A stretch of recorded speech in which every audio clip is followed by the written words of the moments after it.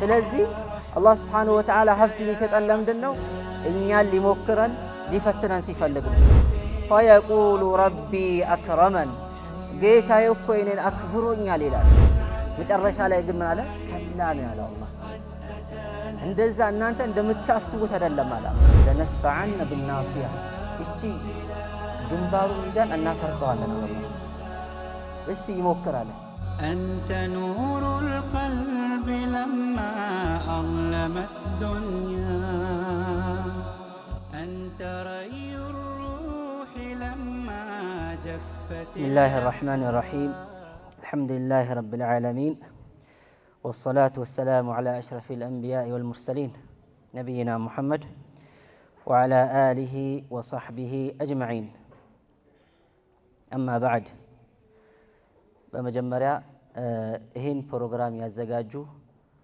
ወንድሞች አላህ ኸይር ጀዛ ይክፈላቸው ኢንሻአላህ ለዲኑ ያደረጉት ያለው ጅሁድ በጣም ትልቅ ነው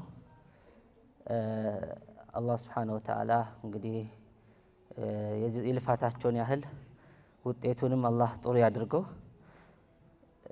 ኢንሻአላህ ከነሱ ጋር ከጎናቸው እንደዚሁም ደግሞ አብረው የቆሙትን ይሄን ፕሮግራም ስፖንሰር በማድረግ እዚህ ከፊት ለፊት መታዩትንም እነሱንም አላህ ኸይር ጀዛ ይክፈላቸው የዛሬ ኢንሻአላህ በርናመጃችን የሚሆነው አርስቱ እንዴት ወደ ከፍታ እንመጣለን የሚለው ነው በዲናችን ማለት ነው አላህ Subhanahu Wa Ta'ala ለኛ የዋለልን ብዙ ኒዕማ አለ ብዙ ጸጋዎች አሉ ከሁሉም ኒዕማ ግን ከሁሉም ጸጋ ትልቁ ኒዕማ ምንድነው የእስልምና ኒዕማ ነው አልহামዱሊላህ እኛ ብዙዎቻችን እስልምናን የተቀበልነው በውርስ ስለሆነ የዚህ ነገር ጥፍጥናው ላይታየን ይችላል ግን ሰሃቦች رضوانullah عليهم اجمعين ምን ይሉ ነበር ሁሉ ጊዜ ما أنعم الله علينا بنعمة بعد نعمة الإسلام كأسلمنا ولتا كأسلمنا ጸጋ በላይ الله سبحانه وتعالى የዋለልን የትኛውም ውለታ የለም ይሉ ነበር ማንኛውንም ነገር ጥሩ ነገር ሲናገሩ ስለ እስልምና ውለታ ያስታውሱ ነበር ምክንያቱ ለምንድነው الله سبحانه وتعالى جل جلاله በቁርአኑ ምን አለን መሰላችሁ اليوم أكملت لكم دينكم وأتممت عليكم نعمتي ورضيت لكم الإسلام دينا ለናንተ ዛሬ ሃይማኖታችሁን ሞላሁላችሁ ይላል አላህ የኔንም ኒዕማ በእናንተ ላይ ፈጸምኩኝ ከሃይማኖቶች ሁሉ እስልምናን ለናንተ ወደድኩላችሁ ይላል ስለዚህ የእስልምና ኒዕማ ትልቅ ነው ይሄን ውስጣችን ላይ ሁሉ ጊዜ ማስታወስ አለብን ለዚህ ነው በጧትና በማታ ዚክሮች ረሱል ሰለላሁ ዐለይሂ ወሰለም ምን ማለት እንዳለብን ይነግሩን ነበር ይሄን ኒዕማ እንድናስታውስ ረዲቱ ቢላሂ ረበን ወቢልኢስላም ዲናን ወቢሙሐመድን ሰለላሁ ዐለይሂ ወሰለም ነብያን ወረሱላ ይሄን ዚክሩ ላይ ማለት አለብን የእስልምና ኒዕማ አላህ Subhanahu Wa Ta'ala ለኛ ያደረገው ኒዕማ እንድናስታውስ ማለት ነው ምክንያቱም ሰሃቦች ይሄን ጥፍጥና በደንብ ይረዱት ነበር አብዛኛዎቹ ሰሃባዎች ኩፍር ላይ ያሉ ነው እስልምና የመጣው ጣዖት ያመልኩ ነበር አላህ Subhanahu Wa Ta'ala በእስልምና ከፍ አደረጋቸው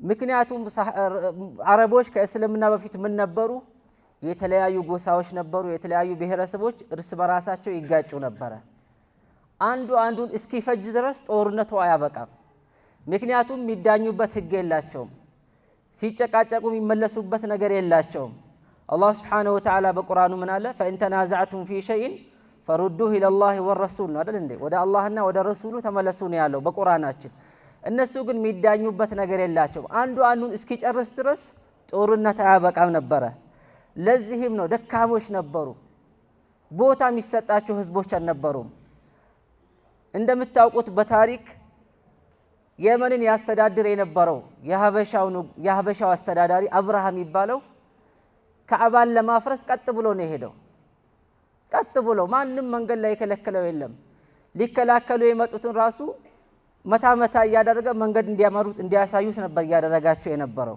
አረቦች ደካሞች ስለነበሩ ማለት ነው። ካዕባ የሚያክል ነገር መከላከል አቅቷቸው ነበረ። ይሄም የሆነው ምንድነው? አብርሃም ይባለው የሐበሻው አስተዳዳሪ የመንን በሚያስተዳድር የመን የአረብ ሀገር ነች። በሆነ ጊዜ ሐበሾች ሄደው የመንን ያስተዳድሩ ነበረ። አረቦች ለካዕባ ትልቅ ክብር እንዳላቸው ሲያውቅ፣ ወደ መካ እንደሚመላለሱ ሲያውቅ ምን አደረገ? እንዴ ቅናት ያዘውና ለምን እዚህ እኔም የሆነ የሚያመልኩበት ነገር አልሰራም ለአረቦች ብሎ የመን ላይ ትልቅ ቤተ መቅደስ ሰራ። አረቦቹ ሰሙ። ለካዕባ ትልቅ ክብር ነበራቸው። እንዴት ምን ያህል ካዕባን ቢደፍር ነው እሱ እዚህ ቦታ ላይ እኛ የምናመልክበትን የሰራው ብለው አንዱ በማታ ገብቶ በቆሻሻ ነገር አበላሸው፣ አረከሰው፣ ተጸዳዳበት ይባላል። ተናደደና አብርሃም አደረገ። እነዚህ ይሄንማ ያደረጉት የመካ ሰዎች ናቸው፣ ካዕባቸውን ማፍረስ አለብኝ ብሎ ያለ የሌለ ጦሩን ተሸክሞ ወዴት ሄደ? ወደ ካዕባ አቀና። ማንም ያገደው የለም። ካዕባን ሊያፈርስ ማለት ነው። አላህ ሱብሓነሁ ወተዓላ ብቻ ነው ካዕባን የጠበቃት። የወፍ መንጋ ላከበትና አላህ ሱብሓነሁ ወተዓላ ከነ ወታደሮቹ ፈጀው። አልሙሂም አረቦች ደካሞች ነበሩ እስልምና ከመምጣቱ በፊት። እስልምና ከመጣ በኋላስ አላህ ሱብሓነሁ ወተዓላ ከፍ አደረጋቸው፣ እስልምናን በመያዛቸው ምክንያት ማለት ነው። ምክንያቱም እነሱ የሚያመልኩት ነገር የተለያየ ነገር ነበር። አላህ ሱብሓነሁ ወተዓላን ብቻ ኢባዳ ማድረግ ሲጀምሩ አላህ በእስልምናቸው ከፍ አደረጋቸው። ረሱል ሰለላሁ ዐለይሂ ወሰለም ከመካ ወደ መዲና ሸሽተው ለ10 ዓመት ኖረዋል መዲና ላይ። በመሃል በሙሽሪኮችና በረሱል ሰለላሁ ዐለይሂ ወሰለም መሃል እርቅ ሲፈጠር ምን አደረጉ?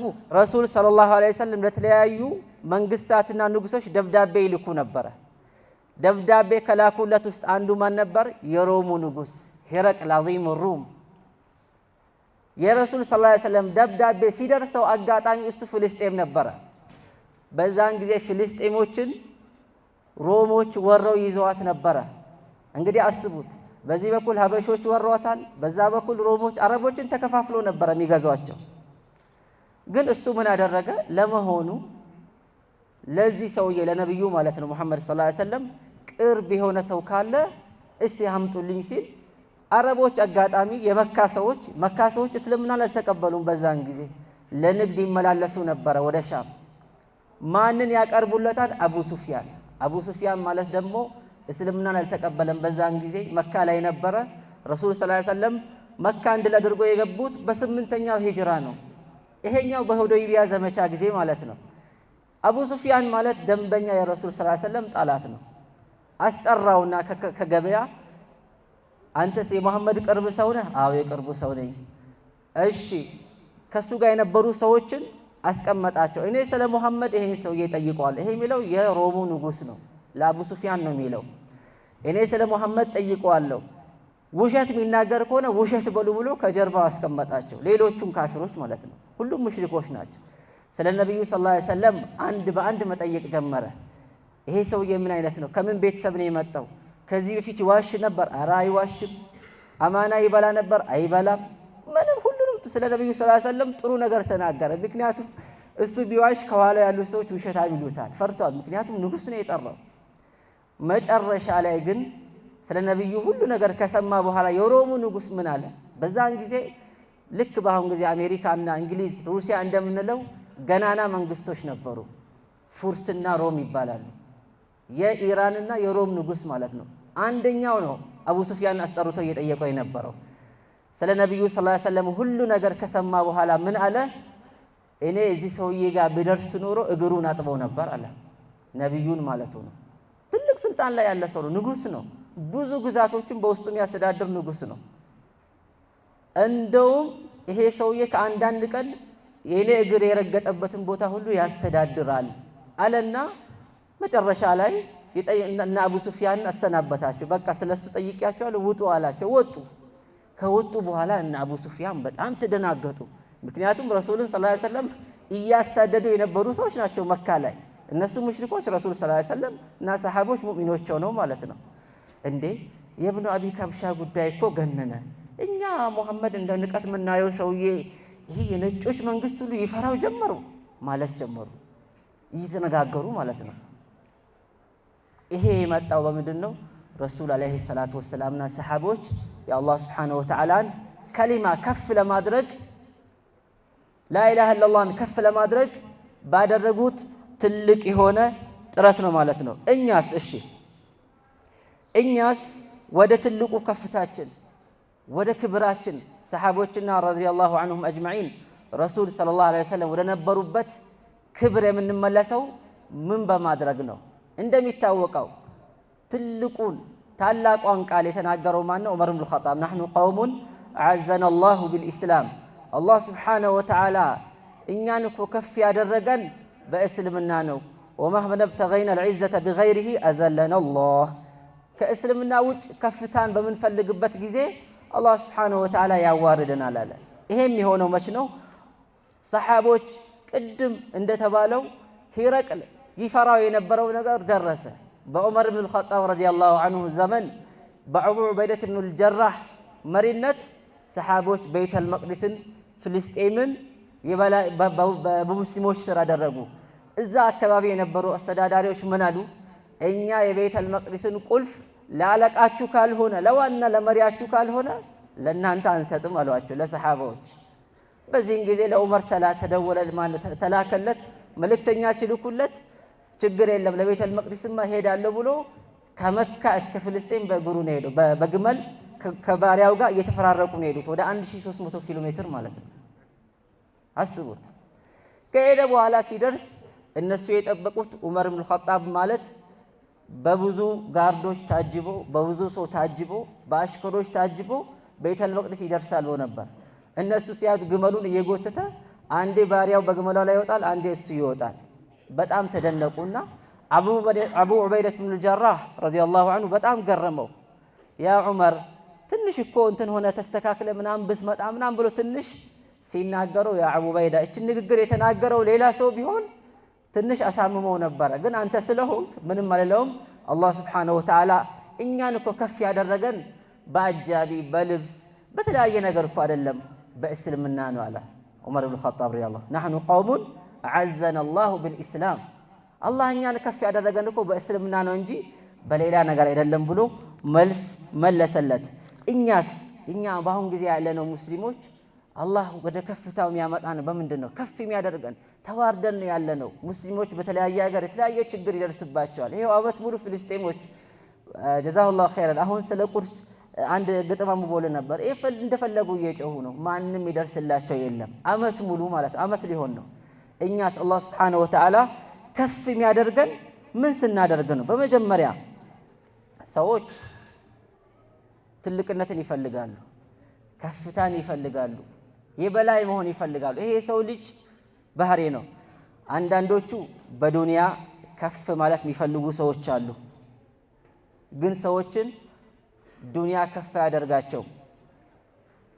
ሰዎች ወደ አላህ ስብሓነሁ ወተዓላ በመቀራረባቸው ነው። ሙስሊሞች የኛ የሙስሊሞች መገለጫ ምንድነው? ወደ አላህ ስብሓነሁ ወተዓላ መቀራረባችን ነው። አላህ በቁርአኑ ምን ይላል?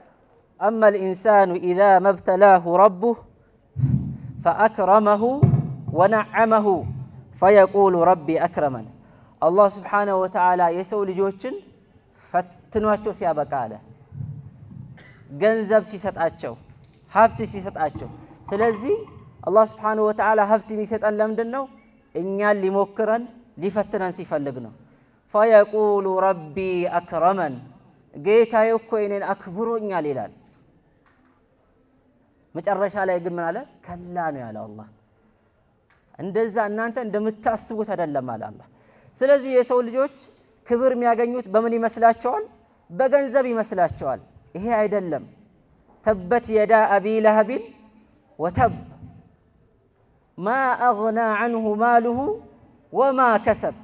ይሄ የሰበሰበው ሀብት ንብረት ክብሩም ዝናውን አቡ ለሀብን ከጀሃነም እሳት ሊጠብቀው አልቻለም ይለናል አላህ ስብሓነሁ ወተዓላ ጀለ ጀላሉ። ስለዚህ ሰዎች ሀብታም ስለሆኑ ወይም ገንዘብ ስላላቸው እኛ በአሁን ጊዜ እንደምናየው እነሱ እኮ ከኛ በሀብት ይበልጣሉ፣ በአቅም ይበልጣሉ፣ በጉልበት ይበልጣሉ ልንል እንችላለን። ይሄ አይደለም የኛ የእስልምና መለኪያው። ይሄ አይደለም የእስልምና መለኪያው። ምንድነው? ወደ አላህ ስብሓነሁ ወተዓላ መቀራረብ ነው። ሁለተኛ ደግሞ ሰዎች ትልቅነትን በስልጣን የሚያገኙ ይመስላቸዋል። ይሄም አይደለም። አላህ ስብሓነሁ ወተዓላ ሁላችንም እንደምናውቀው ቃሩንን ያጠፋው በምንድን ነው? በሀብቱ ነው። ፍርዓውን ያጠፋው በምንድን ነው? በስልጣኑ ነው። አቡ ጀህል ፍርዓውን هذه الأمة አቡ ጀህል የሚባለው ሙሽሪክ መካ ላይ የነበረው ያው በዛን ጊዜ የመካ ሰዎች እስልምናን አልተቀበሉም፣ እንዳትቀላቅሉ ነው። እስልምናን አልተቀበሉም። ረሱሉን ሰለላሁ ዐለይሂ ወሰለም በጣም ከሚያሰቃዩዋቸው ሰዎች ውስጥ ቀንደኛውና ግንባር ቀደመው አቡ ጀህል ነበረ። ረሱሉን ሰለላሁ ዐለይሂ ወሰለም በጣም አዛም ያደርጋቸውም ነበረ። ስልጣኑን ተመክቶ ነው። የመካ ሙሽሪኮች አለቃ ነበረ። አላህ ስብሓነሁ ወተዓላ ምን አለ? ለነስፈዐን ቢናሲያ አቡ ጀህል የሚባለውን ሰውዬ አለ አላህ እሱ ብዙ ጓደኞች አሉኝ፣ ብዙ አጃቢዎች አሉኝ፣ የኔ እኮ ተከታዮቼ ማአት ናቸው ምናምን ብሎ ሲፎክር ለነስፈዐን ቢናሲያ እቺ ግንባሩን ይዛን እናፈርጠዋለን አለ አላህ። እስቲ ይሞክር አለ። ረሱል ሰለላሁ ዐለይሂ ወሰለም ሲሰግዱ አንድ ቀን ሲሰግዱ መጥቶ ጭንቅላታቸውን ሊረግጥ ካልመቷቸው ካልረገጥኳቸው ብሎ መጣና ፎክሮ ነው የመጣው። ሲያፈገፍገዩት ሰዎች እንዴ አቡ ጀህል እየፎከርከ ሄደህ አልነበረም ወይ? ምን ሆነ ነው ወደ ኋላ የምትመለሰው ሲሉት እናንተ ማታዩትን እኮ የሆነ ግመል መጥቶ ሊቀለኝ ነበር አለ። አላህ ስብሓነሁ ወተዓላ ምን አለ? ለነስፈዐን ቢናሲያ ናሲየትን ካዚበትን ኻጢያ በውሸትና በወንጀል የተሞላችውን እችን ግንባሩን አናቱን ይዘን እናፈርጠዋለን። ፈልየድዑ ናዲያ እሱ እንደሚለው እንደው የእሱን ጓደኞቹን አጃጆቹን ተከታዮቹን ይጥራ። ሰነድዑ ዘባንያ እኛም ዘባንያዎችን እንጠራለን አላህ። ዘባንያ ማን ነው? ምንም ርህራሄ የሌላቸው የጀሃነም ጠባቂዎች ማለት ነው። ፊታቸው ኮስተር ያለ ረሱል ሰለላሁ ዐለይሂ ወሰለም ወደ ሰማይ ሲሄዱ በኢስራና ሚዕራጅ ጊዜ ሁሉም ረሱልን ሰለላሁ ዐለይሂ ወሰለም ምንድን ነው የሚሉት? መርሐበን ቢነቢይ ሷሊህ ወልአኽስ መርሐባ የኛ ልጅ የኛ ወንድም። ነቢዮች ሁሉ መላኢኮችም አሰላሙ አለይኩም እያሉ ነበረ ረሱልን ሲያባሽሯቸው የነበረው። ግን የአንድ መላኢካ አዩት፣ ኮስተር ብሎ አዩት። ከዛ በኋላ ጅብሪልን ጠየቁት፣ ይሄ ሰውዬ ማን ነው? ይሄ የጀሃነም ጠባቂ ነው አላቸው። ስለዚህ እነሱን እንልክበት አለ አላህ ስብሓነሁ ወተዓላ። ሰዎችን በስልጣን ከፍ ያደርጋቸው። ስልጣን ስላላቸው አይደለም። ዛሬ ባለስልጣን ይሆን ነገር ሊወድቅ ይችላል። እና ሰዎች በዚህ መልኩ ሊያስቡ ይችላሉ። ሌላው ደግሞ በጉልበታቸው በአቅማቸው ሊመኩ ይችላሉ። ከፍ የሚያደርጋቸው አቅማቸውና ጉልበታቸው ሊመስላቸው ይችላል። ይሄ አይደለም። ሙናፊቆች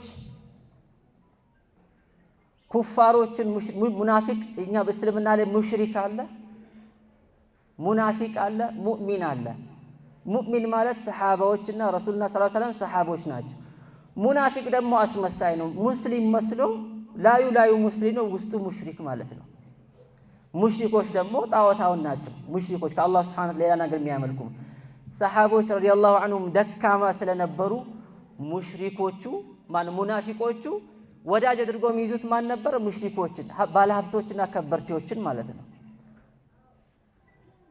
አላህ ሱብሓነሁ ወተዓላ ደግሞ ምን አለ? አየብተጉነ ዒንደሁሙል ዒዛ ፈኢነል ዒዘተ ሊላሂ ጀሚዓ። ከነሱ ጋር ለመሆኑ የሚወዳጁት ትልቅነትን ዒዛን ፈልገው ነው አይደል? ክብርን ፈልገው ነው አይደል? ልቅናን ፈልገው ነው። ፈኢነል ዒዘተ ሊላሂ ጀሚዓ። ትልቅነትና ክብር ያለው እኮ አላህ ሱብሓነሁ ወተዓላ ዘንድ ነው ብሎ የሙናፊቆችን ሴራ አላህ ሱብሓነሁ ወተዓላ አከሸፈ። ቅድም እንዳልኩት እኛ ወደ ትክክለኛው ወደ ከፍታ ወደ ሙስሊሞች ወደ ነበሩበት ልቅና የምንመለሰው በምንድን ነው? የመጀመሪያ በአቂዳችን ቀጥ ስንል ነው። ተውሂዳችንን አጥብቀን ስንይዝ ነው። ይሄ ነው የመጀመሪያው መፍትሄ፣ ሌላ ነገር አይደለም። አላህ ሱብሓነሁ ወተዓላ እኛን የፈጠረን ለምንድን ነው? ወማ ኸለቅቱል ጂነ ወልኢንሳ ኢላ ሊያዕቡዱን ብሏል። እኔም ብቻ እንዲገዙኝ ነው ብሏል አላህ ሱብሓነሁ ወተዓላ። ስለዚህ ክብርና ትልቅነትን ከፈለግን አቂዳችን ተውሂዳችን ላይ መበርታት አለብን። አላህ ሱብሓነሁ ወተዓላ ክብርና ትልቅነት የሚሰጠው እሱ ብቻ ስለሆነ ማለት ነው። ምክንያቱም በተውሂዱ ጠንካራ የሆነ ሰው ሁሉ ነገር የሚያደርገው ማን ብሎ ነው የሚገምተው? አላህ ሱብሓነሁ ወተዓላ ብቻ ነው ብሎ ነው የሚያስበው። ስልጣን የሚሰጠው እሱ ነው፣ የሚሰጠው ሀብት የሚሰጠው የሚከለክለው እሱ ነው ብቻ ነው የሚለው። ወመን የተወከል ዐለላሂ ፈሁወ ሐስቡ። በአላህ ሱብሓነሁ ወተዓላ የተወከለ አላህ ይበቃዋል አለ። በአሁን ጊዜ በጣም በሚያሳዝን መልኩ ሰዎች እኛ በአንደኛው ክፍለ ዘመን እያለን በኢንተርኔት በቴክኖሎጂ ሰዎች ትልቅ ጠፈር በደረሱበት ጊዜ ጠንቋይ የሚፈራ ሰው አለ። ሱብሓነላህ። አላህ ሱብሓነሁ ወተዓላ ምንድን ያለው? ኢነማ ዛሊኩም ሸይጣን ዩኸውፉ አውሊያሁ። እነዚህ ሸይጣኖች ናቸው። ፈላ ተኻፉሁም ወኻፉኒ ኢን ኩንቱም ሙእሚኒን። ሙእሚን ከሆናችሁ እኔን ብቻ ፍሩን ያለው፣ ሸይጣኖችን አትፍሩን ያለው አላህ ሱብሓነሁ ወተዓላ። በአሁን ጊዜ የሆነ ነገር ሸይጣን ጠንቋይ ጋር የሆነ ሀብት ሲያገኝ ወይ እንደዚህ ለሆነ ጠንቋይ ይፈራል። ሌሽ ሳሒሮችን ይፈራል። የሚጠብቀን ማን ነው? አላህ ሱብሓነሁ ወተዓላ ብቻ ጀለ ጀላሉ። ቁልላሁመ ማሊከል ሙልክ አለ አላህ ሱብሓነሁ ወተዓላ። የስልጣን ባለቤት የንግስና ባለቤት ማን ነው? አላህ ሱብሓነሁ ወተዓላ ብቻ ጀለ ጀላሉ። ቱእቲል ሙልከ መን ተሻ። ስልጣን የሚሰጠው ለፈለገው ማን ነው? አላህ ሱብሓነሁ ወተዓላ። ወተንዚዑል ሙልከ ሚመን ተሻ። ከፈለገው ስልጣንን የሚቀማው ማን ነው?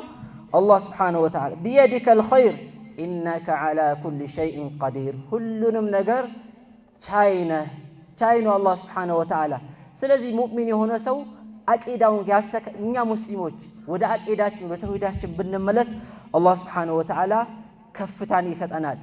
ለዚህ ደግሞ አቂዳችን የተስተካከለ ከሆነ አላህ ሱብሓነሁ ወተዓላ ወደ ልቅና የሚያመጣበት ምክንያት ለምንድን ነው? ተውሂዳችን ስለተስተካከለ ነው ብለናል። ለዚህ ደግሞ ውጤቱ ምንድን ነው? በአቂዳ መበርታት ወዐደ ላሁ አለዚነ አመኑ ሚንኩም ወዐሚሉ ሷሊሓት ለየስተኽሊፈነሁም ፊል አርድ። በአላህ ሱብሓነሁ ወተዓላ ያመኑና መልካም ስራ አያችሁ። አላህ ምን አለ? ወዐደ ላሁ አለዚነ አመኑ ወዐሚሉ ሷሊሓት። በአላህ ያመኑና መልካም ስራ የሰሩትን ለየስተኽሊፈነሁም ፊል አርድ፣ በምድር ላይ ምትክ ሊያደርጋቸው አላህ ሱብሓነሁ ወተዓላ ቃል ገብቷል። የአላህ ቃል ደግሞ አይታጠፍም። ከመስተኽለፈ አለዚነ ሚን ቀብሊሂም፣ ከዚህ በፊት የነበሩ ሰዎችን አላህ ሱብሓነሁ ወተዓላ ምድር ላይ ከፍ እንዳደረጋቸው፣ ወለዩመኪነነ ለሁም ዲነሁም አለዚ እርተዳ ለሁም። ይሄ ብቻ አይደለም፣ ለነሱ የወደደላቸው የሆነ እስልምናንም በእስልምናም በምድር ላይ እንደሚያደላድላቸውም አላህ ሱብሓነሁ ወተዓላ ቃል ገብቷል ይላል። መስፈርቱ ግን ምንድነው? አንድ ነው። ይሄ ምንድነው? የዕቡዱነኒ ላ ዩሽሪኩነ ቢ ሸይአ። አላህ በዱንያ ላይ ከፍ እንዲያደርገን እንዲያደላድለን ምትክ እንዲያደርገን ከፈለግን አላህ ሱብሓነሁ ወተዓላን ብቻ መገዛት ነው። በአላህ ሱብሓነሁ ወተዓላ ማሻረክ የለብንም። ስለዚህ ተውሂዳችን አቂዳችን የተስተካከለ ከሆነ አላህ ሱብሓነሁ ወተዓላ ወደ ከፍታ ያመጣናል።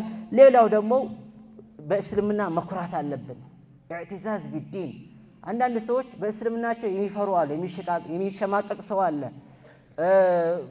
ሱናን በመከተሉ በሒጃብ በእነዚህ ነገሮች መኩራት ነው ያለብን እንጂ ማፈር የለብንም። አላህ ሱብሓነሁ ወተዓላ ምን አለ መሰላችሁ በቁርአን? ለቀድ አንዘልና ኢለይኩም ኪታበን ፊህ ዚክሩኩም። እኛ በእናንተ ላይ ቁርአንን አውርደናል። እዚህ ቁርአን ውስጥ ምን አለ? ዚክሩኩም፣ ክብራችሁ ያለበት ቁርአን አውርደናል ይላል። አላህ ሱብሓነሁ ወተዓላ ወደ ከፍታ ያምጣን። ሙስሊሞች ባሉበት ሁሉ አላህ ሱብሓነሁ ወተዓላ ይጠብቃቸው፣ ከፍ ያደርጋቸው። ጀዐለኒ አላሁ ወኢያኩም ሚነ ለዚነ የስተሚዑነ አልቀውለ ፈየተቢዑነ አሕሰነህ። የተሰጠን ሰዓት በዚህ ስላበቃ ኢንሻአላህ እዚህ ላይ አቆማለሁ። አንተ ኑሩል ቀልቢ ለማ አዝለመት ዱንያ አንተ ረዩር